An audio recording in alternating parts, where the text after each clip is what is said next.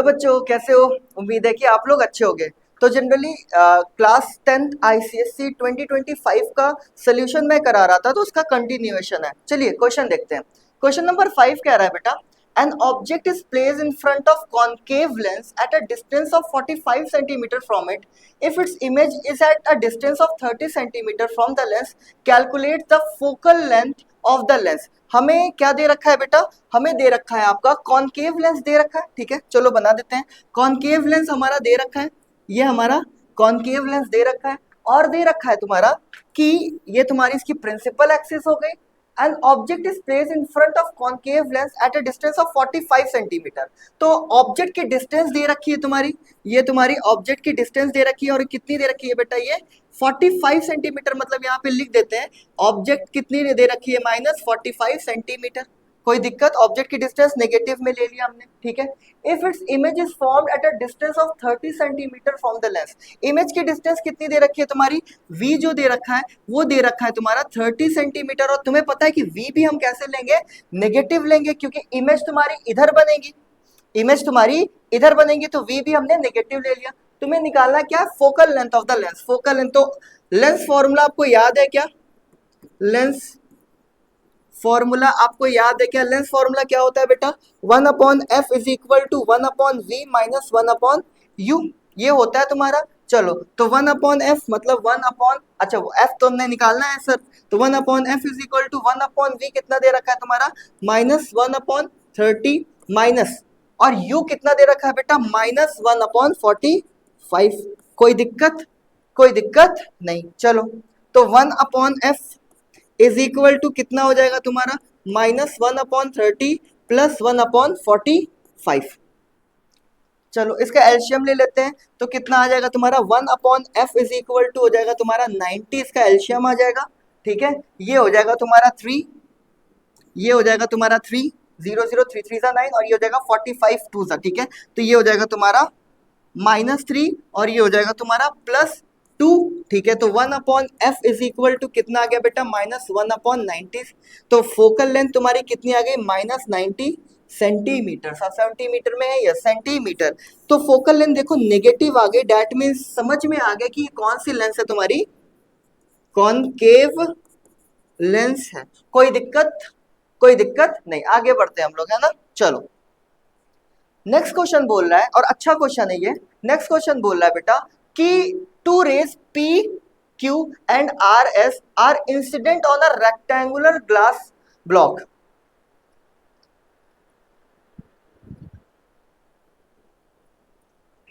Okay, ठीक है।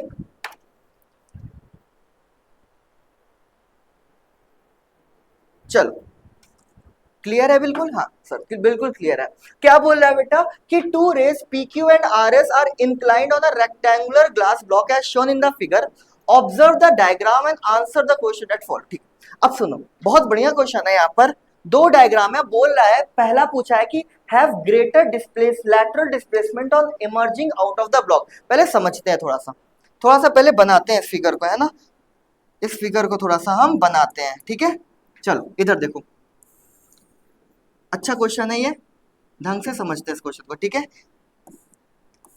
चलो बहुत बढ़िया। चलो, एक रे आ रही है तुम्हारी, PQ आ रही है। एक रे तुम्हारी आ रही है बेटा, क्या? PQ आ रही है। एक रे तुम्हारी ये आ रही है, PQ आ रही है। ठीक है, एक रे PQ आ रही है तुम्हारी, कितने एंगल पर आ रही है बेटा? ये 35 डिग्री पर आ रही है। ये आ रही तुम्हारी 35 डिग्री पर। ये है तुम्हारी P, और ये है तुम्हारा Q। ठीक है, PQ। और दूसरी तुम्हारी जो RS है वो भी 35 डिग्री पर आ रही है, बना लेते हैं। वो भी 35 डिग्री पर आ रही है। ये भी तुम्हारी आ रही है 35 डिग्री पर। ये भी आ रही है तुम्हारी 35 डिग्री पर। ठीक है, चलो। और ये ग्लास ब्लॉक है, तो जो PQ की बेंडिंग दिखाई है कुछ इस तरह से दिखाई है। मतलब जो PQ की बेंडिंग है, जरा देखो, वो कम है और RS की बेंडिंग ज्यादा है। चलो बनाते हैं। RS की बेंडिंग ज्यादा है, तो ये तुम्हारी PQ की बेंडिंग है कुछ ऐसे। ये तुम्हारी PQ की बेंडिंग है। ठीक है, ये तुम्हारी PQ की बेंडिंग है, और ये तुम्हारी RS की बेंडिंग है। ये तुम्हारी RS की बेंडिंग है। ओके, ये तुम्हारी आर एस की बेंडिंग है। चलो ये ऐसे कुछ बना हुआ है डायग्राम, बहुत बढ़िया। ये पी क्यू की बेंडिंग है तुम्हारी, ये पी क्यू की बेंडिंग है, और ये तुम्हारी आर एस की बेंडिंग है। चलो फर्दर देखते हैं, यहां पर हम क्या खींच देते हैं बेटा, एक नॉर्मल खींच देते हैं, और इसमें भी यहां पर हम क्या खींच देते हैं, एक नॉर्मल खींच देते हैं। चलो फर्दर जब ये यहां से यहां जाएगी, फर्दर जब ये यहां से यहां जाएगी, डेंसर से rarer, it bends away from the normal. ये क्या हो जाएगी, नॉर्मल क्या अवे बेंड कर जाएगी। चलो इसको अवे द नॉर्मल बेंड करते हैं, इस वाली रे को, चलो करते हैं इसको, ठीक है। ये तुम्हारी ऐसे आई, ठीक है, बिल्कुल, और ये तुम्हारी कुछ ऐसे हो गई, ठीक है। ये तुम्हारी अवे द नॉर्मल बेंड कर गई। अब जरा इसको देखो, और इसको भी हम बेंड करते हैं अवे द नॉर्मल, इसको भी हम अवे द नॉर्मल बेंड करते हैं। ये तुम्हारी अवे द नॉर्मल बेंड हो गई, ठीक है, ये तुम्हारी अवे द नॉर्मल बेंड हो गई। चलो बहुत बढ़िया। अब एक काम करते हैं, हमें क्या निकालना है, लैटरल डिस्प्लेसमेंट। कह रहा है कि which have greater lateral displacement on emerging out of the block. किसका लैटरल डिस्प्लेसमेंट ज्यादा होगा, चलो देखते हैं, चलो देखते हैं। यहां से हम इस लाइन को करेंगे, ये इसका लैटरल डिस्प्लेसमेंट आया, जरा देखो, ये तुम्हारा इसका ये आया, ठीक है, ये तुम्हारा आया। लेट सपोज इसको नाम दे दिया हमने बेटा x1, इसको हमने नाम दे दिया x1, ठीक है। और तुम्हारा इसका जरा देखो, इसका देखो,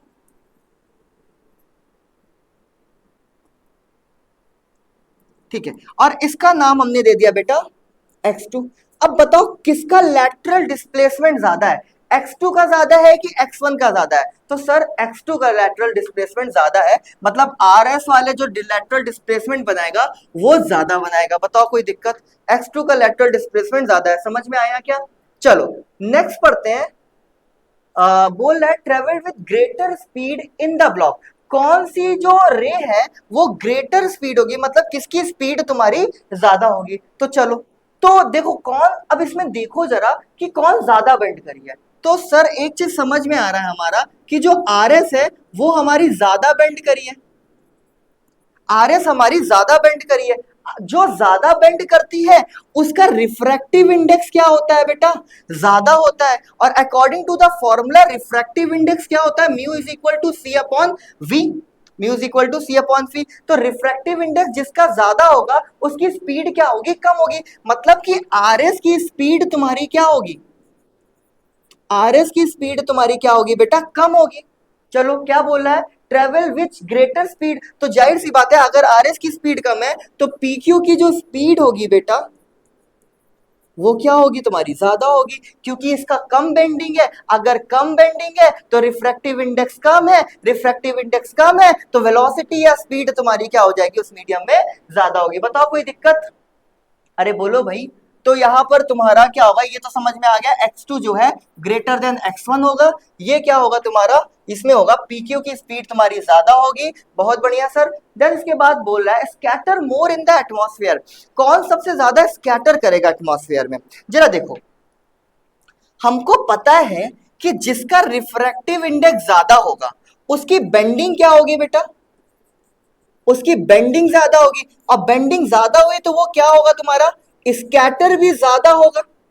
तो जिसका रिफ्रैक्टिव इंडेक्स ज्यादा है, किसकी बेंडिंग ज्यादा है, तो सर यहां पर जो आरएस है इसकी बेंडिंग क्या है, इसकी बेंडिंग क्या है, ज्यादा है। अगर बेंडिंग ज्यादा है तो रिफ्रैक्टिव इंडेक्स क्या होगा इसका, ज्यादा होगा। अगर रिफ्रैक्टिव इंडेक्स ज्यादा है, बेंडिंग ज्यादा है, तो सर स्कैटर भी आरएस ही करेगा। तो यहां पर तुम्हारी जो आरएस है ये ज्यादा स्कैटर करेगी, ये जो आरएस है बेटा ये ज्यादा स्कैटर करेगी। बताओ कोई दिक्कत, क्या समझ में आ रहा है, बिल्कुल आ रहा होगा। चलो नेक्स्ट करता है, नेक्स्ट क्वेश्चन बोल रहा है नेम द रेडिएशंस। अब देखो ये थ्योरेटिकल क्वेश्चन है, name the radiation for which the quartz prism is used to study the is used to study the spectrum. तो यहाँ पर हम किसका स्टडी करते हैं बेटा, यूवी रेस का स्टडी करते हैं। यूवी रेस किसका स्टडी करते हैं हम, यहाँ पर यूवी रेस का स्टडी करते हैं। कोई दिक्कत, कोई दिक्कत नहीं। चलो यूवी रेस। देन इसके बाद बोल रहा है तुम्हारा which are used in remote sensing device. कौन सी है जो रिमोट सेंसिंग डिवाइस में यूज होती है तुम्हारी, इंफ्रारेड रेस। कौन सी होती है तुम्हारी, इंफ्रारेड रेस होती है। चलो बहुत बढ़िया। Then which are used in traffic signal in India. कौन सी रेस तुम्हारी होती है, विजिबल रेस होती है। कौन सी होती है, विजिबल रेस। विजिबल रेज होती हैं। चलो नेक्स्ट बोल रहा है बेटा कि name one property common to all electromagnetic wave. कौन सी प्रॉपर्टी तुम्हारी कॉमन होती है इलेक्ट्रोमैग्नेटिक वेव के लिए? तो सारी जो इलेक्ट्रोमैग्नेटिक वेव होती है वो सेम स्पीड ऑफ लाइट से जाती हैं, जो कि कितना होता है तुम्हारा 3 इंटू 10⁸ मीटर पर सेकेंड। बताओ कोई दिक्कत, कोई दिक्कत, कोई परेशानी नहीं। तो ये तीन सारी जितनी भी इलेक्ट्रोमैग्नेटिक वेव होती है सब में क्या होता है तुम्हारा, ये कॉमन होता है। ठीक है, आगे बढ़ते हैं, है ना। चलो नेक्स्ट क्वेश्चन बोल रहा है बेटा थ्री लीवर्स। इसके पहले भी एक क्वेश्चन था, उसको मैं लास्ट में ले लूंगा, ठीक है, उसके लिए आप परेशान मत हो। जनरली उसमें क्या था कि एक रॉड था जिसमें एक जगह पे लोड था, दूसरी जगह पे लोड था और एक जगह पे फलक्रम लगा हुआ था और इसके अबाउट ये बैलेंस था और इसका वेट हमें निकालना था इस स्केल का। वो क्वेश्चन मैं लास्ट में लिया हूं, उसको मैं ले लूंगा, ठीक है। अब बोल रहा है बेटा थ्री लीवर्स एक्स है, थ्री लीवर्स तुम्हारी कौन सी है, एक्स है, वाई है और जेड है। तीन लीवर है तुम्हारी एक्स वाई जेड, ठीक है, इक्वल लेंथ की है। Which class of lever do this belong to? ये जो लीवर है वो किस क्लास में बिलोंग कर रही है, ठीक है। चलो देखते हैं, 2 मिनट, ठीक है। तो पूछ रहा है बेटा कि किस क्लास में ये बिलोंग कर रही है। कोई दिक्कत, कोई दिक्कत नहीं। चलो तो एक बनाते हैं पहले एक्स, ये तुम्हारा पहला बना है, एक्स वाला बना है, ठीक है। अच्छा पहले देखो किस क्लास में बिलोंग कर रही है। तो ये क्या क्लास फर्स्ट लीवर है क्या? क्लास फर्स्ट लीवर में तुम्हारा फलक्रम क्या होता है बेटा, बीच में होता है ना, याद है, भूल गए? देखो इधर देखो, क्लास क्लास फर्स्ट में क्या होता है तुम्हारा, जो फलक्रम होता है बेटा वो बीच में होता है, इधर साइड एफर्ट होता है, इधर साइड क्या होता है बेटा, लोड होता है। तो जो which class of lever does this belong to, तो हम लिख देंगे यहां पर सर क्लास फर्स्ट, ठीक है। चलो सेकंड बोल रहा है अमंग दीज एक्स वाई और Z which one will give the maximum mechanical advantage, justify your answer. चलो पहले बनाते हैं, ये एक्स है तुम्हारा, ठीक है, इधर साइड लोड है तुम्हारा, देखो इधर साइड तुम्हारा लोड है एक्स में, ठीक है, इधर साइड तुम्हारा एफर्ट है, इधर साइड एफर्ट है और एक्स में तुम्हारा फलक्रम इधर लगा हुआ है। चलो बहुत बढ़िया, एक्स में फलक्रम तुम्हारा इधर लगा हुआ है, ठीक है। चलो वाई वाला बना लेते हैं। वाई वाले में क्या कह रहा है बेटा, वाई में ये कह रहा है कि इधर क्या है तुम्हारा लोड है, इधर क्या है तुम्हारा एफर्ट होगा और फलक्रम कहाँ है बेटा, बीच में है कहीं, फलक्रम तुम्हारा कहीं यहां पर है बीच में। बहुत बढ़िया। जेड वाले में क्या कह रहा है, जेड वाले में कह रहा है फलक्रम तुम्हारा यहां पर है कहीं, डेट इज एफर्ट और डेट इज लोड। अब पूछा है कि किसका मैकेनिकल एडवांटेज तुम्हारा ज्यादा है। तो तुम्हें पता है, ये पता होना चाहिए आप लोगों को कि जो मैकेनिकल एडवांटेज होता है बेटा ये क्या होता है, effort arm upon load arm, ये होता है। चलो तो पहले वाले का देखते हैं, एक्स वाले का मैकेनिकल एडवांटेज देखते हैं। एक्स वाले का मैकेनिकल एडवांटेज हम देखते हैं। तो एक्स वाले का जो एफर्ट आर्म है, क्या ये होगा, क्या ये होगा क्या एफर्ट आर्म, और ये होगा तुम्हारा लोड आर्म। तो जरा देखो effort arm upon load arm, क्या एफर्ट आर्म तुम्हारा बड़ा है एक्स वाले में? यस सर, ये वाली ऊपर वाली वैल्यू क्या है, ज्यादा है। लोड आर्म नीचे वाली वैल्यू क्या है बेटा, कम है। जब ऊपर वाली वैल्यू ज्यादा होती है, नीचे वाली वैल्यू कम होती है, तो तुम्हें पता है कि जो मैकेनिकल एडवांटेज होता है वो ग्रेटर देन क्या आता है, 1 आता है। चलो इधर वाले में देखो, ये दोनों कैसा है तुम्हारा, बराबर है। तो इधर मैकेनिकल एडवांटेज ऑफ y कितना आ जाएगा तुम्हारा, 1 आ जाएगा। इसमें जरा देखो मैकेनिकल एडवांटेज कितना आ जाएगा, effort arm upon load arm. Effort arm तुम्हारा ये वाली वैल्यू छोटी है और ये वाली वैल्यू कैसी, बड़ी है। जब ऊपर वाली वैल्यू छोटी होती है और नीचे वाली वैल्यू बड़ी होती है तो मैकेनिकल एडवांटेज कितना आता है तुम्हारा, लेस देन 1 आता है। तो कौन सा मैकेनिकल एडवांटेज ज्यादा होगा बेटा, एक्स का। तो क्या पूछा, यही तो पूछा है, among these X Y Z which one will give the maximum mechanical advantage. तो किसका होगा तुम्हारा मैक्सिमम मैकेनिकल एडवांटेज, तुम्हारा एक्स का होगा। कोई दिक्कत, कोई दिक्कत, कोई दिक्कत नहीं। क्या समझ में आया क्या अच्छे से, ये बिल्कुल समझ में आया होगा। चलो नेक्स्ट क्वेश्चन बोल रहा है Richa weighing 40 kgf leaves point P. Richa कहां पर है, ये तुम्हारा ग्राउंड है, रिचा पॉइंट पी पर है on her skateboard, reaches point Q, कहां पहुंच गई बेटा, कहां पहुंच गई, पॉइंट क्यू पे पहुंच गई, on the ground with velocity 10 metre per second, ground में पहुंच गई with velocity 10 metre per second, calculate the kinetic energy of Richa at point Q. क्या निकालना है तुम्हें? काइनेटिक एनर्जी निकालनी है रिचा की, देन वर्टिकल हाइट तुम्हें निकालनी है। चलो एक एक करके निकालते हैं, ठीक है, एक एक करके हम लोग निकालते हैं। ये तुम्हारा यहां पर ऐसा कुछ है, ये तुम्हारी रिचा है, यहां पर ये तुम्हारी क्या है? रिचा है, ठीक है, स्केटबोर्ड के साथ एट पॉइंट पी, ठीक है। देन उसके बाद ये क्यू पॉइंट पर आई, ठीक है, देन उसके बाद ये क्यू पॉइंट पर आई, ये तुम्हारी क्यू पॉइंट पर आई, ये तुम्हारा कैसा पॉइंट है बेटा? क्यू पॉइंट पर आई। देन ये कहाँ चली गई? आर पॉइंट पर चली गई, डेट इज अ ग्राउंड। ये कैसा है? तुम्हारा ग्राउंड है, और ग्राउंड से कितना है ये डिस्टेंस तुम्हारी? 3 मीटर की डिस्टेंस है, ठीक है, ग्राउंड से तुम्हारी डिस्टेंस 3 मीटर की है। यहाँ पर आर पॉइंट पे कितनी डिस्टेंस है बेटा? 3 मीटर की डिस्टेंस है, ये है तुम्हारा। तो पूछा पहला पार्ट क्या पूछा है? ए पार्ट क्या पूछा है हमारा? ए पार्ट हमारा पूछा है कि the kinetic energy of Richa at point Q. Okay, kinetic energy निकालनी है हमें रिचा की पॉइंट क्यू पे। इस पॉइंट पे इसकी काइनेटिक एनर्जी कितनी होगी? इस पॉइंट पे इसकी काइनेटिक एनर्जी कितनी होगी? चलो, मास कितना दे रखा है रिचा का? मास दे रखा है क्या? जरा देखो, यस 40 kgf मास दे रखा है, और वेलोसिटी 10 मीटर पर सेकेंड है। मास कितना दे रखा है बेटा? 40 kgf तुम्हारा मास दे रखा है, और वेलोसिटी कितनी दे रखी है तुम्हारी? 10 metre per second, that's it. चलो, हमें क्यू पॉइंट पे क्या निकालना है? एट क्यू पॉइंट पे हमको क्या निकालना है बेटा? काइनेटिक एनर्जी निकालना है। काइनेटिक एनर्जी का फॉर्मूला क्या होता है? हाफ मास इंटू वेलोसिटी का स्क्वायर। कोई दिक्कत?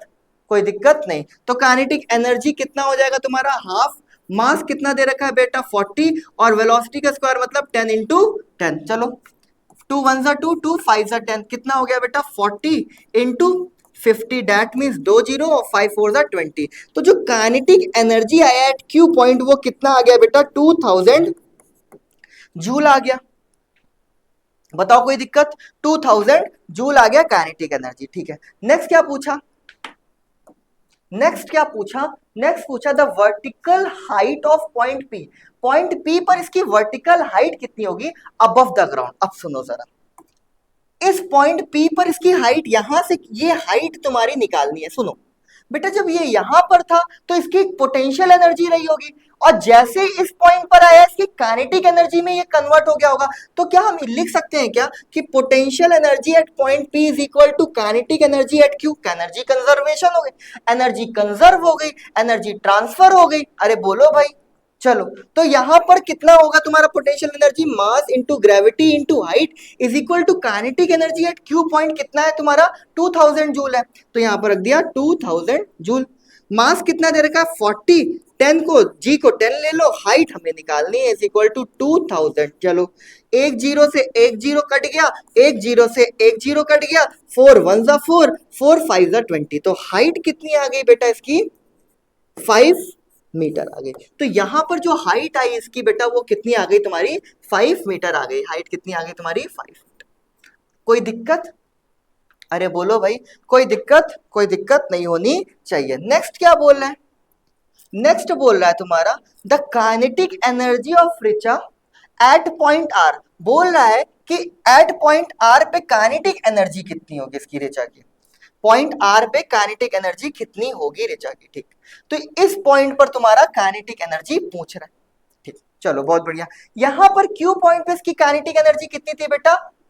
2000 जूल। जैसे ये आर पॉइंट पे पहुंचा होगा, जैसे ही ये आर पॉइंट पे पहुंचा होगा, ये काइनेटिक एनर्जी में कन्वर्ट हुआ होगा पोटेंशियल एनर्जी में। मतलब इसकी पोटेंशियल एनर्जी कुछ ना कुछ आ गई होगी, उस काइनेटिक एनर्जी में से उसकी पोटेंशियल एनर्जी, इतनी पोटेंशियल एनर्जी तुम्हें निकालनी पड़ेगी। और भी कुछ लॉस हो रहा है क्या? जरा देखो, यस, और लॉस हो रहा है तुम्हारा 500 joule of energy against friction. 500 joule energy friction की क्या हो रही है तुम्हारी? लूज हो रही है, लॉस हो रही है तुम्हारी। चलो चलो, तो निकालते हैं हम काइनेटिक एट आर पॉइंट पर ना। एट आर पॉइंट पर हम निकालते हैं काइनेटिक एनर्जी। काइनेटिक एनर्जी तुम्हारी कितनी थी क्यू पॉइंट पे? 2000 जूल थी। 2000 जूल थी माइनस, अब इस आर पॉइंट पे तुम्हारा जो पोटेंशियल एनर्जी होगा वो कितना हो जाएगा बेटा? mgh हो जाएगा। ठीक है, mgh आर पॉइंट पे, एट आर पॉइंट पे पोटेंशियल तुम्हारा mgh हो जाएगा। मास 40 है, g 10 है, और हाइट कितनी दे रखी है तुम्हारी, हाइट तुम्हारी 3 दे रखी है। चलो देखो कितना हो जाएगा तुम्हारा, 3 4 12 और 2 जीरो, तो कितना हो गया 1200 जूल। तो इस काइनेटिक एनर्जी में से कितना माइनस कर दो बेटा, 1200 जूल माइनस कर दो। बताओ कोई दिक्कत। और तुम्हारा फ्रिक्शन के अगेंस्ट में भी कुछ लूज हो रहा है क्या, 500 जूल फ्रिक्शन के अगेंस्ट में खर्च हो रहा है, तो इसमें और क्या खर्च कर दो तुम, 500 जूल और हटा दो। कोई दिक्कत, अरे बोलो भाई, कोई दिक्कत नहीं।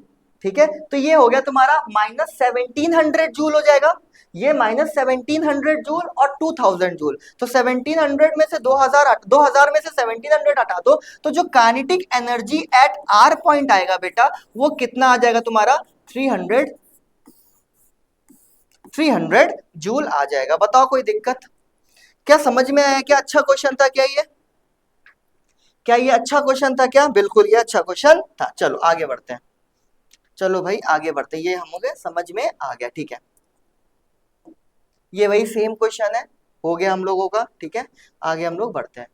नेक्स्ट क्वेश्चन बोल रहा है बेटा, क्वेश्चन नंबर 7 बोल रहा है कि draw a block and tackle system of pulley with velocity ratio equal to 3।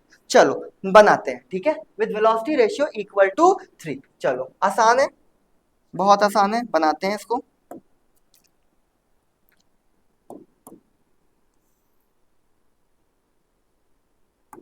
ठीक है,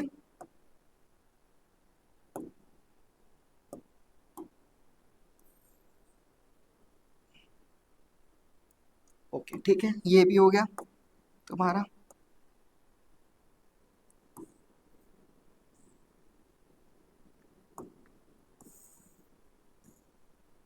ये हो गया तुम्हारा। ठीक है, एक ये है और एक,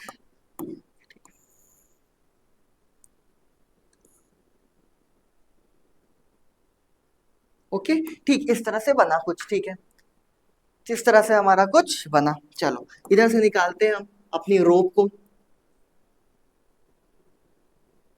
सबसे पहले हम नीचे चले जाते हैं, ठीक है, देन यहाँ से, देन यहाँ पर लाके हम इसको फंसाते हैं। ठीक, तो ये तुम्हारा कुछ ऐसे बनेगा। यहाँ पर हम क्या लगाते हैं बेटा, यहाँ पर हम लगाते हैं तुम्हारा एफर्ट, और ये तुम्हारा टेंशन ऑफ एफर्ट है। ठीक है, यहाँ पर तुम्हारा टेंशन ऑफ लोड, यहाँ पर हम क्या टांग देते हैं बेटा, लोड को टांग देते हैं, ये टेंशन ऑफ लोड है और ये टेंशन ऑफ लोड है। तो ये ऐसा कुछ तुम्हारा बनेगा। ठीक है, नेक्स्ट क्वेश्चन क्या बोल रहा है, नेक्स्ट क्वेश्चन बोल रहा है तुम्हारा थर्ड, सेकंड है क्या, हाँ बिल्कुल, ये सेकंड क्वेश्चन बोल रहा है तुम्हारा। सेकंड क्वेश्चन ये बोल रहा है कि a submarine in a sea sends ultrasonic ping, ठीक है, and stopwatch is started simultaneously. The stopwatch on receiving the reflected wave from an obstacle read इतना टाइम 1 मिनट 40 सेकेंड। टाइम कितना दे रखा है तुम्हारा, इको का क्वेश्चन है, 1 मिनट मतलब 60 सेकेंड और 40 सेकेंड और जोड़ दो तो कितना हो जाएगा तुम्हारा, 100 सेकेंड तुम्हारा टाइम दे रखा है। ठीक है sir, calculate the distance of the obstacle from the submarine, पहले गया फिर टकरा के वापस आया, तो डिस्टेंस तुम्हारी 2 टाइम्स ऑफ डिस्टेंस हो जाएगी। कैलकुलेट द, ठीक है, और स्पीड ऑफ साउंड तुम्हारा दे रखा है, स्पीड ऑफ साउंड तुम्हारा दे रखा है 1500 metre per second. Speed of sound कितना दे रखा है बेटा, 1500 मीटर पर सेकेंड। कोई दिक्कत, कोई दिक्कत नहीं। तुम्हें पता है कि टाइम क्या होता है बेटा, डिस्टेंस अपॉन स्पीड होता है। Time distance upon speed, time कितना है 100 है, डिस्टेंस क्या 2 टाइम्स ऑफ डिस्टेंस ले ले क्या, कोई दिक्कत, जितना गया उतना आया, तो डिस्टेंस इसने कितना कवर करा 2 टाइम्स, अपॉन स्पीड कितनी है बेटा 15, स्पीड कितनी है तुम्हारी 1500। क्या दिख रहा है क्या, कट तो नहीं रहा, हाँ बिल्कुल दिख रहा है। ठीक है, यहां पर हम कर दे रहे हैं। ठीक है, तो यहां हो गया 100 is equal to 2 into d divided by 1500, 1500 cut गया, तो ये कट गया तुम्हारा 2 7 14, 2 5 10 0।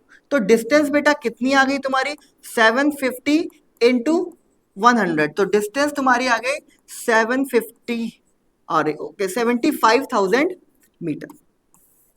कोई दिक्कत, तो ये डिस्टेंस हमारी 75,000 मीटर आ गई। आगे बढ़े क्या, बिल्कुल हम लोग आगे बढ़ते हैं, ठीक है, आगे हम लोग बढ़ते हैं। चलो नेक्स्ट क्वेश्चन क्या कह रहा है बेटा, next question is saying that the diagram gives below shows two sound boxes, दो साउंड बॉक्स है, एक बॉक्स ये ए है और दूसरा बॉक्स ये बी है, with wire of same length, और दोनों में वायर की जो लेंथ है वो सेम है, and tension is 10 kgf but different cross sectional area, और दोनों का क्रॉस सेक्शनल एरिया अलग है, simultaneously vibrating torques fork of frequency 300 hertz are placed on a box A and B, ठीक है। द पेपर राइडर, जो paper rider falls off in case of B but not in case of A, ठीक है। जो paper rider है वो तुम्हारा B के केस में फॉल कर गया लेकिन ए के केस में तुम्हारा फॉल नहीं करा।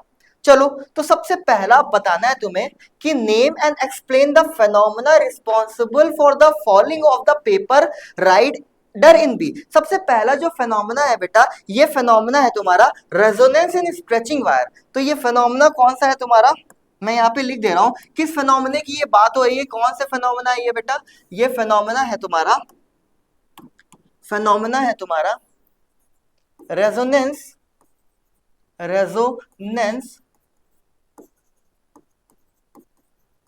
स्ट्रेचिंग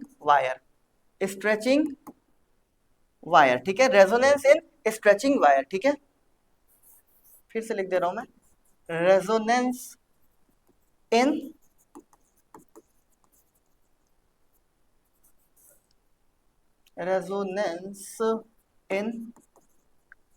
स्ट्रेचिंग वायर, ठीक है। दूसरा क्या कह रहा है बेटा, explain the phenomena responsible for the falling of the paper rider in B. Actual में यहां पर वो ये रहा है कि जो इसकी नेचुरल फ्रीक्वेंसी है और जो फोर्स फ्रीक्वेंसी है, जो नेचुरल फ्रीक्वेंसी है तुम्हारी और जो फोर्स फ्रीक्वेंसी है, दोनों फ्रीक्वेंसी सेम हो गई। अगर ये ऐसा सेम हो जाता है, फोर्स फ्रीक्वेंसी और नेचुरल फ्रीक्वेंसी दोनों अगर सेम हो गया तो तुम्हारा एम्पलीट्यूड क्या हो जाएगा, हाई हो जाएगा, एम्पलीट्यूड तुम्हारा क्या हो जाएगा बेटा, मैक्सिमम हो जाएगा। यही फेनोमेना की बात ये कर रहा है, कोई दिक्कत की बात नहीं, और यही रिस्पॉन्सिबल है तुम्हारा falling of the paper rider in B, ठीक है। चलो नेक्स्ट बोल रहा है तुम्हारा the wire A resonates, wire A तुम्हारा रेजोनेट्स कर रहा है with the tuning fork of frequency, ठीक है। जो वायर ए है तुम्हारा रेजोनेट्स कर रहा है ट्यूनिंग फॉर्क ऑफ फ्रीक्वेंसी, इस फ्रीक्वेंसी इज ग्रेटर देन, पूछा है कि जो फ्रीक्वेंसी है वो ग्रेटर देन होगी, लेस देन होगी और इक्वल टू होगी 300 हर्ट्ज से। तो सुनो जरा, फ्रीक्वेंसी जो होता है बेटा वो इनवर्सली प्रोपोर्शनल होता है क्या थिकनेस के, इनवर्सली प्रोपोर्शनल होता है तुम्हारा किसके, थिकनेस के इनवर्सली प्रोपोर्शनल होता है। जरा चेक करो कि वायर ए की जो थिकनेस है, इसमें दिख रहा होगा कि नहीं, देख लो जरा, वायर ए की जो थिकनेस है वो बेटा ज्यादा है, और जहां ज्यादा थिकनेस होगा वहां फ्रीक्वेंसी क्या होगी तुम्हारी, कम होगी, जहां थिकनेस कम वहां फ्रीक्वेंसी ज्यादा, तो इनवर्सली रिलेशन होता है इसका। तो थिकनेस ज्यादा फ्रीक्वेंसी कम, तो दैट मींस यहां पर क्या होगा तुम्हारा, frequency is less than 300 hertz. तो यहां पे जो फ्रीक्वेंसी होगी वो लेस देन होगी बेटा, लेस देन 300 हर्ट्ज। बताओ कोई दिक्कत, आगे बढ़े क्या, चलो आगे हम लोग बढ़ते हैं। हाँ नेक्स्ट क्वेश्चन क्या कह रहा है, study the diagram given below and answer the following that follow. बहुत आसान क्वेश्चन है ये, बहुत आसान क्वेश्चन है ये बेटा। ये कौन सा प्रोसेस हो रहा है तुम्हारा, देख के ही पता चल रहा है यहाँ पर, ये प्रोसेस तुम्हारा कौन सा है, न्यूक्लियर फिजन का प्रोसेस है। तो name the process depicted in the diagram, तो that process is nuclear fission, that process is nuclear fission, ठीक है। नेक्स्ट कह रहा है what is the value of X, X की वैल्यू क्या होगी, जरा देखो, ये न्यूट्रॉन है दैट इज यूरेनियम 92 और ये 235 हो गया, तो एक न्यूट्रॉन जुड़ा है यहाँ पर, तो 92 और 236, तो यहाँ पर वैल्यू ऑफ एक्स कितना हो जाएगा बेटा, आसान क्वेश्चन 236, कोई दिक्कत। Identify the missing product of the reaction. अच्छा यहाँ पर जब ये टूटा तो बेरियम और बी और के आर में टूटा, ठीक है, बी और के आर में तुम्हारा टूटा, तो एनर्जी प्लस वाई क्या होगा तुम्हारा, न्यूट्रॉन, तो किसमें ये टूटेगा, तो वाई तुम्हारा यहाँ पर क्या होगा, न्यूट्रॉन होगा। अरे बोलो भाई कोई दिक्कत, आसान थ्योरेटिकल क्वेश्चन, समझ में आ रहा डायग्राम देखकर। नेक्स्ट क्वेश्चन, अच्छा क्वेश्चन, सॉल्व हमें इसे करना पड़ेगा। क्वेश्चन क्या बोल रहा है बेटा? क्वेश्चन बोल रहा है three identical bulb B1, B2 and B3 each of power 18 what. बोल रहा है तुम्हारा कि तीन बल्ब है तुम्हारी, B1 है, B2 है एंड B3 और ईच ऑफ पावर 18 वॉट। सबकी पावर कितनी दे रखी है? 18 वॉट। मतलब इसका भी कितना दे रखा है? 18 वॉट दे रखा है, इसका भी 18 वॉट दे रखा है, इसका भी 18 वॉट दे रखा है और इसका भी कितना दे रखा है बेटा? 18 वॉट दे रखा है।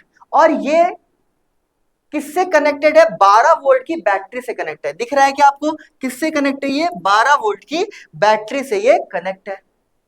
Calculate the resistance of each bulb. Each bulb का तुम्हें क्या निकालना है? रेजिस्टेंस फाइंड आउट करना है। चलो, तुम्हें पता है कि जो पावर का फॉर्मूला होता है वो क्या होता है? याद है आपको कि भूल गए? याद है पावर का जो फॉर्मूला होता है वो क्या होता है बेटा? क्या V स्क्वायर अपॉन R होता है क्या? कोई दिक्कत? रेजिस्टेंस हमें निकालना, तो रेजिस्टेंस कितना हो जाएगा तुम्हारा? V square divided by P होगा क्या? तो resistance is equal to V square. Voltage कितना है तुम्हारा? 12 इंटू 12 और पावर हर का कितना है बेटा? 8 है, 18 है। पावर हर का कितना है? 18 है। चलो काट लेते हैं इसको, 2 से काट लेते हैं, 3 से, 3 से काट लेते हैं, 3 6 18, 3 4 जा 12 और कटेगा क्या? यस कटेगा। 6 1 जा 6, 6 2 जा 12। तो जो रेजिस्टेंस आ गया तुम्हारा वो कितना आ गया? 8 ओम का रेजिस्टेंस आ गया। कोई दिक्कत? कोई दिक्कत नहीं। 8 ओम का हर का रेजिस्टेंस 8 ओम आ गया। तो इसको रेजिस्टेंस के फॉर्म में बना लेंगे, कोई दिक्कत नहीं है। मतलब इसका रेजिस्टेंस कितना होगा? 8 ओम होगा, इसका भी 8 और इसका भी 8। ठीक है, इसका भी 8 ओम रेजिस्टेंस होगा। चलो बहुत बढ़िया। The current drawn from the cell is. अब बोला है कि इसमें से जो करंट जाएगी वो कितनी जाएगी? इसमें से जो करंट ड्रॉ होगी वो कितनी फ्लो करेगी? तो करंट तुम्हें निकालने के लिए क्या होना चाहिए बेटा? करंट निकालने का फॉर्मूला क्या होता है? I is equal to V divided by R होता है क्या? करंट निकालने का फॉर्मूला क्या होता है? I is equal to V upon R, V is equal to IR according to the Ohm's law. चलो बहुत बढ़िया। वोल्टेज हमें पता है, अगर हमें R इक्विवेलेंट मिल जाए तो काम हमारा बन जाए। चलो बनाते थोड़ा सर्किट। ये तुम्हारा कितना है और ये तुम्हारा ऐसे कुछ है, ये तुम्हारा किससे कनेक्ट है? ये तुम्हारा कनेक्ट है, ये तुम्हारा कनेक्ट है 12 वोल्ट से कनेक्ट है। कोई दिक्कत? ये तुम्हारा 12 वोल्ट से, ये तुम्हारा 12 वोल्ट से कनेक्ट है। तुम्हें करंट निकालनी है। ये तुम्हारी कितनी है बेटा? 8 ओम है। ये तुम्हारी कितनी है? 8 ओम। ये तुम्हारी 8 ओम। अच्छा सुनो, ये दोनों पैरेलल है तो R बाई 2 कर दे क्या? दोनों सेम है तो अगर ये R बाई 2 हो गया तो कितना हो जाएगा? ये तुम्हारा ये 4 ओम हो जाएगा। मतलब इसका जो इक्विवेलेंट आया, इसका जो इक्विवेलेंट आया बेटा वो कितना आ जाएगा? 4 ओम। मतलब ये तुम्हारा कितना है? 8 ओम है और ये तुम्हारा कितना आ गया? 4 ओम आ गया। सॉरी, ये तुम्हारा कितना आ गया? ये तुम्हारा कितना आ गया बेटा? 4 ओम। तो रेजिस्टेंस इक्विवेलेंट कितना आ गया तुम्हारा? 12 ओम आ गया क्या? रेजिस्टेंस तुम्हारा इक्विवेलेंट कितना आ गया बेटा? 12 ओम आ गया। चलो अब निकल जाएगा तुम्हारा I is equal to V divided by R। V कितना है? 12 है। रेजिस्टेंस भी कितना आ गया? 12। तो करंट तुम्हारी कितनी जा रही है? 1 एम्पियर की करंट तुम्हारी जा रही है। ठीक है, कोई दिक्कत? कोई दिक्कत नहीं। तो यहां पर जो करंट तुम्हारी जा रही है वो कितनी जा रही है बेटा? 1 एम्पियर की करंट जा रही है। ठीक है, समझ में आ गया क्या? बिल्कुल। नेक्स्ट क्वेश्चन बोल रहा है कि if the bulb B3 is remove. अच्छा, एक काम किया इसने, इस बल्ब B3 को रिमूव कर दिया। ठीक है, from the current will the brightness of B1 increase, decrease और रिमेन द सेम। अब देखो जरा, अब हुआ ये कि इसने करा क्या कि B3 को रिमूव कर दिया। अच्छा, जब B3 साथ में लगा था तो R इक्विवेलेंट कितना आ रहा था बेटा? 12 ओम आ रहा था। ठीक है, अगर हम इसको रिमूव कर दें, मतलब B3 को हम क्या कर दे? रिमूव कर दे। इस वाले को हमने क्या कर दिया? रिमूव कर दिया। इस वाले को हमने रिमूव कर दिया तो अब R इक्विवेलेंट कितना होगा बेटा? 8 ओम प्लस 8 ओम। तो अब R इक्विवेलेंट की जो वैल्यू आएगी वो कितनी आ जाएगी? 16 ओम। रेजिस्टेंस की वैल्यू क्या हो गई तुम्हारी? हटाने पर बढ़ गई। अगर रेजिस्टेंस की वैल्यू हटाने पर बढ़ रही है तो करंट की वैल्यू क्या हो जाएगी बेटा? डिक्रीज हो जाएगी। भाई करंट को अब ज्यादा तकलीफ होगी चलने में, करंट की वैल्यू डिक्रीज हुई और करंट की वैल्यू डिक्रीज हुई तो ब्राइटनेस भी क्या हो जाएगा तुम्हारा? डिक्रीज हो जाएगा। तो इसमें क्या होगा तुम्हारा? Brightness decreases. ब्राइटनेस क्या हो जाएगा बेटा? ब्राइटनेस तुम्हारा, बताइए कोई दिक्कत, क्या समझ में आया क्या? आगे बढ़े, चलो नेक्स्ट क्वेश्चन बोल रहा है, ये भी अच्छा क्वेश्चन है। बोल क्या रहा है बेटा? बोल ये रहा है तुम्हारा कि 30 gram of ice at 0 degree Celsius, क्या दे रखा है तुम्हारा? 30 gram of ice at 0 degree Celsius is used to bring down the temperature of a certain mass of water at 70 degree Celsius to 20 degree Celsius. Find the mass of water, क्या निकालना है तुम्हें? मास of water निकालना है और सबकी specific heat दे रखी है। चलो थोड़ा सा फिर समझते हैं। 30 ग्राम ऑफ आइस, कितना ग्राम आइस है तुम्हारा? 30 ग्राम आइस है, और ये कितने में दे रखा है? 0 डिग्री सेल्सियस में। मतलब 30 ग्राम आइस तुम्हारा 0 डिग्री सेल्सियस में दे रखा है, और उसको यूज किया गया है use to bring down the temperature of certain mass. उसको कुछ सर्टेन मास में लाया गया है ताकि उसका जो टेम्परेचर है वो 70 डिग्री सेल्सियस से 20 डिग्री सेल्सियस हो जाए। तो वो मास तुम्हें बताना है। Find the mass of water. बहुत बढ़िया, चलो एक एक करके स्टेप वाइज करते हैं। सबसे पहले हम निकालते हैं हीट एब्जॉर्ब्ड। सबसे पहले हम एक काम करते हैं, हीट एब्जॉर्ब्ड जब तुम्हारा आइस किसमें होगा बेटा? 0 डिग्री सेल्सियस से किसमें कन्वर्ट हो गया? तुम्हारा वाटर में कन्वर्ट हो गया। किसमें? 0 डिग्री सेल्सियस में। तो यहां पर तुम्हारा लेटेंट हीट का कॉन्सेप्ट आएगा, Q is equal to M L.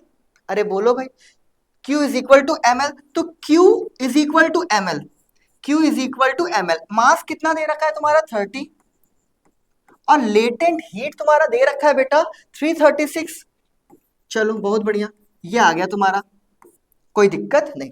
जब हमने हीट इसने एब्जॉर्ब करी तो इसका फेज चेंज हुआ। 0 डिग्री आइस से किसमें चेंज हो गया? ये 0 डिग्री वाटर में चेंज हो गया। तो कितना हीट एब्जॉर्ब करा? Q is equal to M into L, तो एम इंटू 336। चलो अब फिर निकालते हैं। अब एक काम करा होगा, ये हीट एब्जॉर्ब हुआ होगा। हीट एब्जॉर्ब जब ये वाटर तुम्हारा कहां से आ गया हो बेटा? 0 डिग्री सेल्सियस से 20 डिग्री सेल्सियस ले लिया, टेम्परेचर बढ़ गया, हीट एब्जॉर्ब करा। तो हीट एब्जॉर्ब करा तो यहां पर Q is equal to M C delta T वाला कॉन्सेप्ट लग जाएगा क्या? स्पेसिफिक हीट का कॉन्सेप्ट लग जाएगा। ठीक है सर, तो Q is equal to M कितना है तुम्हारा? 30 है। स्पेसिफिक हीट तुम्हारी दे रखी है, कितनी दे रखी है? 4.2। स्पेसिफिक हीट ऑफ वाटर कितना दे रखा है? 4.2। अब टेम्परेचर डिफरेंस कितने का हो गया बेटा? 20 का हो गया। कोई दिक्कत? कोई दिक्कत नहीं। इन दोनों में हीट एब्जॉर्ब हुई। अब हुआ क्या? इसके बाद हीट लॉस हुई है तुम्हारी 70 डिग्री सेल्सियस से 20 डिग्री सेल्सियस। तो यहां पर क्या होगा बेटा? Heat loss from 70 degree Celsius to 20 degree Celsius heat loss हुई। तो हीट कितनी लॉस हुई तुम्हारी? एम सी डेल्टा टी, और यही मास हमको फाइंड आउट करना है। चलो तो heat Q is equal to M into C की वैल्यू कितनी है बेटा? सी की वैल्यू है सर 4.2, चेक कर लो 4.2, और डेल्टा टी यहां पर कितना हो जाएगा? 50 हो जाएगा। बताओ कोई दिक्कत? अरे बोलो भाई कोई दिक्कत? कोई दिक्कत? क्या समझ में आया क्या? 2 बार हमने हीट निकाली और तीसरी बार हमने हीट लॉस निकाल लिया। चलो क्या हम इसको ऐसे लिख सकते हैं, जितनी हीट एब्जॉर्ब्ड हुई, heat absorbed is equal to heat loss, is equal to heat loss. बताओ कोई दिक्कत? क्या दिख रहा है क्या? बिल्कुल। तो हीट एब्जॉर्ब कितनी हुई तुम्हारी? तो यहां पर होगा 30 इंटू 336 प्लस, और कितना हुआ तुम्हारा? 30 into 4.2 into 20 is equal to heat loss कितनी हुई तुम्हारी? Mass into 4.2 into 50। इसको सॉल्व करके यहां पे मास की वैल्यू हमें फाइंड आउट करनी है। चलो करते हैं, इसको थोड़ा सा हम करना पड़ेगा। ठीक है, चल इसको थोड़ा सा वो करते हैं, यहां पर हम इसको लगा देते हैं। अब हमारे लिए जगह बच गई। अब हम लोग करते हैं। चलो दिख रहा है क्या? चलो तो यहां पर हो गया बेटा 30। ठीक है, ये हो गया तुम्हारा 30, इसको हटा दो, थोड़ा सा इसको थिकनेस बढ़ा देते हैं। ये हो गया तुम्हारा 30, इसको मल्टीप्लाई कर देते ना, यहाँ पे 0 हो गया, 3 6 18, 1 दिख रहा है, 3 6 18, 1 3 3 9, 1 10, 1 3 3 9, 1 10, तो 1 0 0 8 0 आ जाएगा। ठीक है, बहुत बढ़िया। प्लस यहाँ पर ये पॉइंट हटा, ये जीरो कट जाएगा तुम्हारा, तो ये हो जाएगा तुम्हारा 30 into 42 into 2 is equal to, ये हटा ये कट गया, तो ये हो जाएगा m इंटू, ये हो जाएगा 5 2 10, 1 5 4 21, 5 4 21, 2 1 0। चलो बहुत बढ़िया, बहुत बढ़िया। अब इधर देखो, इसको सॉल्व करते हैं। 1 0 0 8 0 प्लस प्लस ये हो गया तुम्हारा 2 0 0, 2 3 6 into 42 is equal to m into 2 1 0।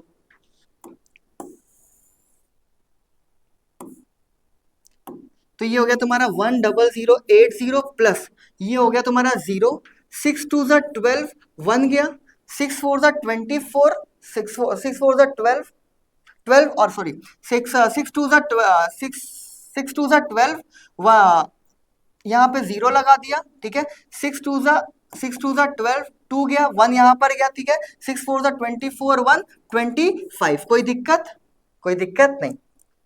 ठीक, बिल्कुल सही। Is equal to mass into 2 1 0। चलो प्लस कर लेते हैं यहाँ पर 1 0 0 8 0 और यहाँ पर कितना आ गया 2 5 2 0, 0 हो गया, 8 2 10, 1 ये 6 और ये कितना हो जाएगा 2 और ये कितना आ गया बेटा 1 2 6 0 0 is equal to mass into 2 1 0।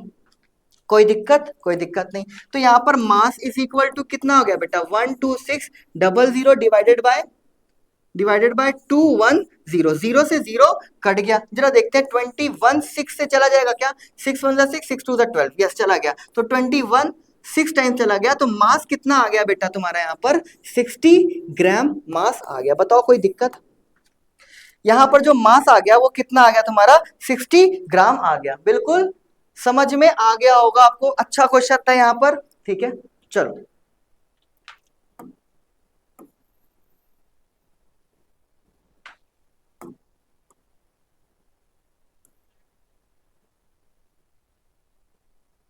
ठीक है, चलो बहुत बढ़िया। ये वाला क्वेश्चन हो गया, क्या आपने नोट डाउन कर लिया होगा।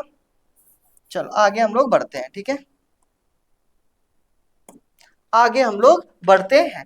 और क्या बोल रहा है बेटा, देन बोल रहा है कि the a certain amount of heat will warm 1 gram of material x। एक मटेरियल x है, यहाँ बोल रहा है तुम्हारा एक तुम्हारा मटेरियल है जो x है, एक मटेरियल x है by 10 degree Celsius and 1 gram of material by इतना। चलो बहुत बढ़िया। तो Q इज इक्वल टू कितना हो जाता है m c x into delta T. तो Q is equal to mass 1 gram है और ये तुम्हारा सी एक्स दे रखा नहीं है और टेम्परेचर कितना दे रखा है 10 दे रखा है। तो Q की वैल्यू कितनी आ गई तुम्हारी 10 सी एक्स। दूसरे केस में जरा देखो, मटेरियल Y के लिए जरा देख लो, मटेरियल Y के लिए जरा देख लो। Q इज इक्वल टू कितना हो जाएगा बेटा M C Y into delta T. Mass कितना है 1 सी वाई और डेल्टा टी की वैल्यू कितनी है तुम्हारी 40। चलो देखो, तो यहां पर कितना आ गया तुम्हारा 40 इंटू सी वाई। तो यहां पर हो गया बेटा 10 C X is equal to 40 C Y. 10 0 से 0 कट गया, तो सी एक्स कितना आ गया तुम्हारा सी वाई। मतलब जो सी एक्स है तुम्हारा ग्रेटर देन होगा तुम्हारे सी वाई से। Specific heat at material X, specific heat at material Y जो होगा तुम्हारा ज्यादा होगा तुम्हारा मटीरियल एक्स का तुम्हारा क्या होगा ज्यादा होगा वाई से। ठीक है, कोई दिक्कत कोई परेशानी नहीं। अब जरा देखो, विच मटीरियल एक्स और Y would you select to make a calorimeter. ठीक है, तो हायर तो तुम्हारा किसका होगा एक्स का होगा, हायर किसका होगा तुम्हारा एक्स का होगा। ठीक है, चलो देखो ना सी एक्स तुम्हारा कहाँ आ गया, यहाँ पर सी एक्स तुम्हारा कितने टाइम ज्यादा है बेटा 4 टाइम्स तुम्हारा ज्यादा है। सी एक्स तुम्हारा 4 टाइम ज्यादा है, मतलब कि तुमको अगर सी एक्स बनाना है तो सी वाई को किससे मल्टीप्लाई करना पड़ेगा 4 से मल्टीप्लाई करना पड़ेगा। तो तुम्हारा स्पेसिफिक हीट एक्स का तुम्हारा ज्यादा है, स्पेसिफिक हीट तुम्हारा x का ज्यादा है। चलो तो y का कम होगा, y का कम होगा, तो विच मटेरियल x और y would you select to make a calorimeter? कौन सा मटेरियल चुनोगे? तो बेटा जिसका स्पेसिफिक हीट कम होता है, आपको पता है, उसका हम चुनते हैं, उस मटेरियल का हम कैलोरीमीटर बनाते, उस टू मेक अ कैलोरीमीटर। तो जिसका स्पेसिफिक हीट कम होगा उस मटेरियल को हम चुनेंगे टू मेक अ कैलोरीमीटर। तो कौन सा मटेरियल होगा तुम्हारा? y होगा। बताओ कोई दिक्कत?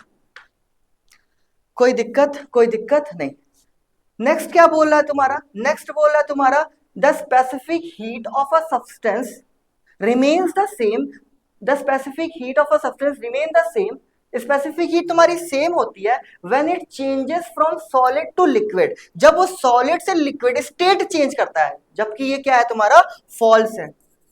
फॉल्स है, नहीं सेम होती स्पेसिफिक हीट तुम्हारी, चेंज हो जाती है। स्पेसिफिक हीट रिमेन सेम नहीं, रिमेन सेम नहीं होती है, सेम नहीं होती है, फॉल्स है ये कंडीशन। बताओ कोई दिक्कत, कोई परेशानी? इसको आपको उतारना है तो एक बार आप स्क्रीन क्रॉस करके आप इसको देख सकते हैं, कोई दिक्कत की बात यहाँ पर नहीं है। थोड़ा सा इसको मैं छोटा कर देता हूँ, ये आप देख सकते हैं अगर दिख रहा हो तो, ठीक है। क्या हम लोग आगे बढ़े? बताइए, चलिए हम लोग आगे बढ़ते हैं, ठीक है। चलो क्वेश्चन बोल रहा है बेटा, a copper rod P Q carrying current is kept in a magnetic field as shown in the figure, in shown in the diagram, ठीक है। ठीक है, ये तुम्हारी कॉपर की रॉड है जिसमें करंट तुम्हारी पीक्यू है kept in the magnetic field. अब तुम्हें सुनो जरा कि ये तुम्हारी जो रॉड है, ये जो तुम्हारी रॉड है copper PQ current carrying rod है, इसके अंदर क्या दौड़ रही है तुम्हारी? करंट। अगर किसी वायर को, इसी करंट कैरिंग कंडक्टर को हम मैग्नेटिक फील्ड के अंदर रखते हैं तो क्या उस पर फोर्स लगती है क्या? अरे बोलो भाई। तो यस, बिल्कुल उस पर फोर्स लगेगी। तो ये जो कॉपर वायर है, कॉपर रॉड है जिसमें करंट फ्लो कर रही है, ये क्या एक्सपीरियंस करेगी बेटा? फोर्स एक्सपीरियंस करेगी। तो a copper rod P Q will move toward C, बिल्कुल स्टेट ट्रू और फॉल्स? बिल्कुल ट्रू है, क्योंकि ये फोर्स एक्सपीरियंस करेगी, ट्रू। चलो, name the law use to determine the direction of motion of P Q. तो ये किससे हम डिटरमाइन करते हैं बेटा? आपको पता होगा, Fleming left hand rule. Fleming left hand rule, Fleming left hand rule से हम लोग इसको डिटरमाइन करते हैं। बताइए कोई दिक्कत? कोई दिक्कत नहीं। नेक्स्ट बोल रहा है बेटा, what will be the effect on the force? Force का क्या इफेक्ट होगा? What will be the effect on the force experience if the rod PQ is replaced by another copper of rod of same length but greater cross sectional area? अच्छा सुनो, हमने area को बढ़ा दिया, area बढ़ाने पे resistance क्या हो जाता है तुम्हारा? कम हो जाता है। अगर रेजिस्टेंस तुम्हारा कम हुआ, तुम्हारा रेजिस्टेंस क्या हुआ बेटा? कम हुआ, तो करंट तुम्हारी ज्यादा फ्लो करेगी। और according to the formula F is equal to I L B sine theta, ये पता होगा। अगर फॉर्मूले के अकॉर्डिंग देखें, करंट तुम्हारी इंक्रीज कर गई तो फोर्स की वैल्यू भी क्या हो जाएगी बेटा? इंक्रीज कर जाएगी। यही चीज बोली है कि तुम्हारा what will be the effect of force experience, force की वैल्यू तुम्हारी इंक्रीज कर जाएगी। एरिया कम किया, रेजिस्टेंस एरिया बढ़ाया, रेजिस्टेंस कम हुआ, करंट तुम्हारी कम हुई, रेजिस्टेंस कम हुआ, करंट तुम्हारी बढ़ी, और करंट बढ़ी तो फोर्स बढ़ी। अरे बताओ समझ में आया क्या? एरिया को हमने बढ़ाया, रेजिस्टेंस कम हुआ, रेजिस्टेंस कम हुआ तो करंट ज्यादा फ्लो करेगी, करंट ज्यादा फ्लो करेगी तो फोर्स भी तुम्हारा क्या होगा बेटा? ज्यादा लगेगा। बताइए कोई दिक्कत? कोई दिक्कत, कोई परेशानी? क्या समझ में आ गया क्या? बिल्कुल समझ में आया होगा, ठीक है। और कोई क्वेश्चन है क्या? चलो, यस एक और क्वेश्चन है, क्वेश्चन नंबर 6 याद करिए। जब हम लीवर बता रहे थे तो ये क्वेश्चन रह गया था, तो इस क्वेश्चन को करते हैं सॉल्व, ठीक है। चलो,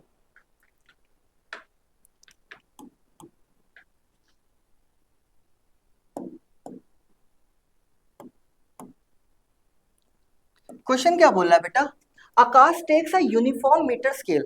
आकाश ने एक यूनिफॉर्म मीटर स्केल ली, suspend a weight of 2 newton, और उसमें कितना वेट डाल दिया?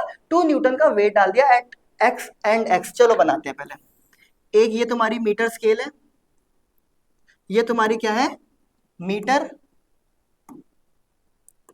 ये तुम्हारी मीटर स्केल है, बिल्कुल सही, ये मीटर स्केल है तुम्हारी। चलो बहुत बढ़िया, ये मीटर स्केल है तुम्हारी, हाँ ठीक। और इसमें बोल रहा है कि suspend a weight at one end X, एक एंड तुम्हारा एक्स ले लिए और दूसरा एंड तुम्हारा कितना ले लिया बेटा, वाई ले लिए, दूसरा एंड तुम्हारा वाई ले लिए, ठीक है। He then balances a ruler horizontally with a knife edge place at 70 centimetre, ठीक है। यहां पर ये बैलेंस्ड है, यहां पर ये बैलेंस्ड है 70 सेंटीमीटर फ्रॉम एक्स, एक्स से 70 सेंटीमीटर ये बैलेंस है, ठीक है। और एक्स पे कितना वेट रखा हुआ है तुम्हारा, 2 न्यूटन का,